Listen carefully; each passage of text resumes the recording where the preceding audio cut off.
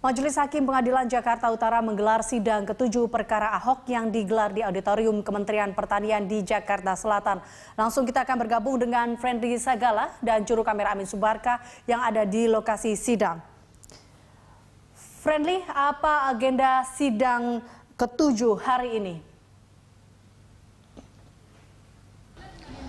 Ya, agenda persidangan Basuki Cahayapurnama atas kasus dugaan penistaan agama di Kementerian Pertanian Ragunan, Jakarta Selatan ini beragendakan mendengarkan keterangan saksi, di mana saat ini atau hari ini diagendakan akan ada 5 orang saksi yang akan memberikan keterangannya di muka persidangan terkait pidato Ahok yang disampaikan pada tanggal 27 September 2016 yang lalu.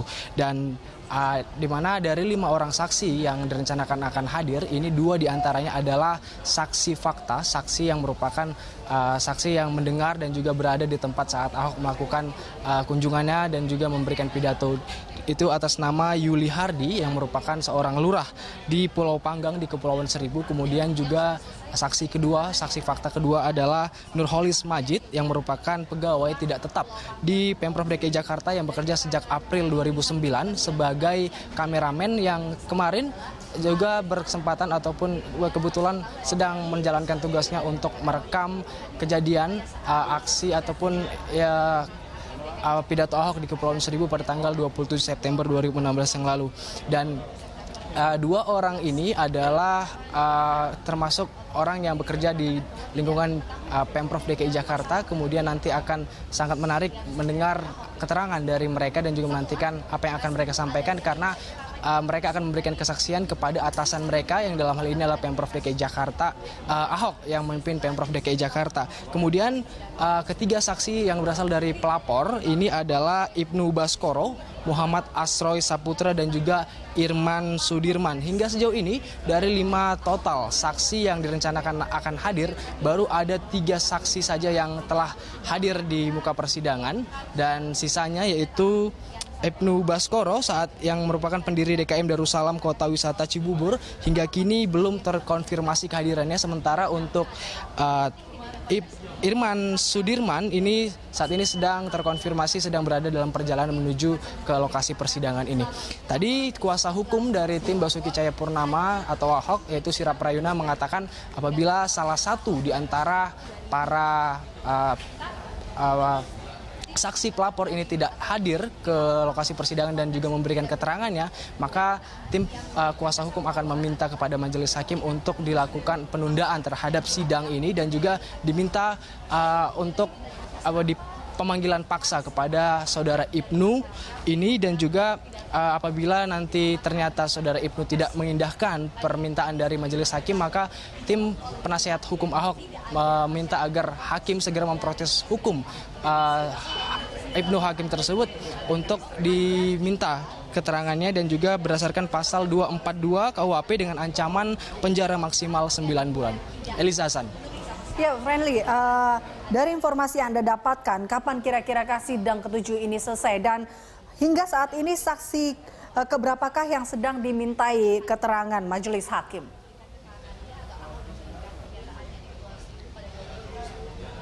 Hingga saat ini kami belum dapat mengkonfirmasi kapan persidangan ini akan selesai, karena saat ini pun pemeriksaan ataupun agenda mendengarkan keterangan saksi ini baru saja memasuki saksi kedua, yaitu saksi dari Asroy Saputra, di mana dalam persidangan tersebut ia ditanyai oleh hakim seputar apakah dia dari mana ia menonton tayangan video yang kemudian menjadi viral dan saat ini menjadi kasus dugaan penistaan agama, dan dia ditanya seputar dari mana ia mengetahui kasus tersebut, dan Asroy menyebut ia melaporkan kasus tersebut atas dasar tayangan dari televisi yang kemudian berkembang menjadi berita di media. Dan Asroy menyebut pelaporan yang dilakukannya itu termotivasi dari majelis masjid ataupun pengajian yang di tempat dia tinggal. Dalam kesaksiannya Asroy juga mengaku tidak memahami surat Al-Maidah ayat 51 sehingga dia juga tidak dapat mengetahui bahwa ada multi tafsir dalam kasus tersebut. Sementara itu tadi juga ada juga saksi pertama yang berasal dari saksi fakta atas nama Yuli Hardi yang merupakan lurah. Ini juga ditanyai oleh hakim seputar ke pengetahuannya, apakah dia memang benar-benar ada di lokasi saat kejadian berlangsung. Di mana Yuli Hardy ini mengatakan saat Ahok memberikan pidatonya pada tanggal 27 September 2016 lalu, ini Yuli Hardy memang berada di lokasi dan duduk bersama para hadirin yang menghadiri acara tersebut. Dan juga Majelis Hakim juga sempat menanyakan apakah Yuli Hardy melihat adanya kasus dugaan penistaan agama akibat video yang dikeluarkan oleh Ahok. Maksud kami adanya pidato yang dikeluarkan oleh Basuki Cahayapurnama tersebut.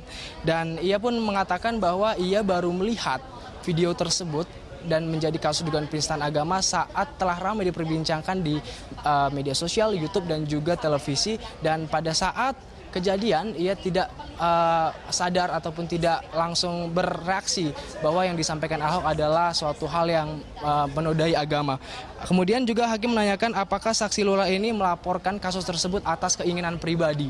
Dan di mana tadi Yuli Hardy ini sendiri mengatakan bahwa ia melaporkan kasus dugaan penistaan agama ke kepolisian ini bukan berdasarkan keinginannya, namun berdasarkan atas permintaan dari penyidik untuk dimintai keterangannya di muka persidangan.